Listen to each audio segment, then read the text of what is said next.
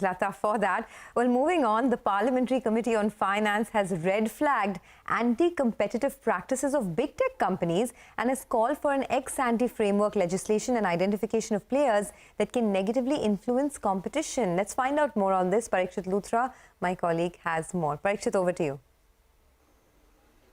Well, very extensive consultations have taken place at the level of Parliamentary Committee on Finance, headed by Jayant Sinha.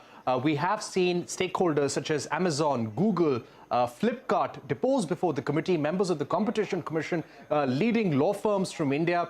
Experts have deposed before it. Smaller tech companies, domestic players from India have also deposed before the Parliamentary Committee. And what they are now recommending is an ex-ante framework, which is an additional legislation apart from the competition law. The panel believes that the competition law does not have enough teeth, enough mechanism to check anti-competitive practices in the tech space. Some of the big tech companies have a strong position to monopolize, dominate the market and eliminate competition, startups, innovation and the newer domestic players in the market. So they have said that we must have a predictive law framework. We must identify companies which can negatively influence the market well in advance, and those companies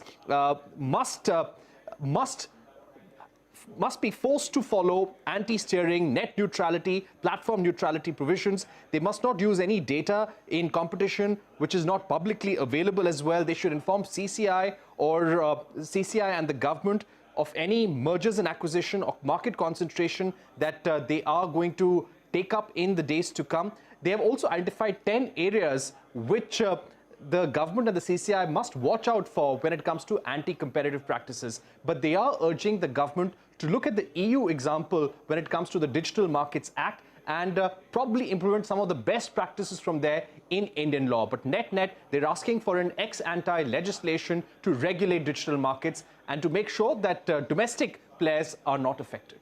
Okay, thanks a lot, Parikshit, for that. Well, moving on, the race for debt-ridden Reliance Capital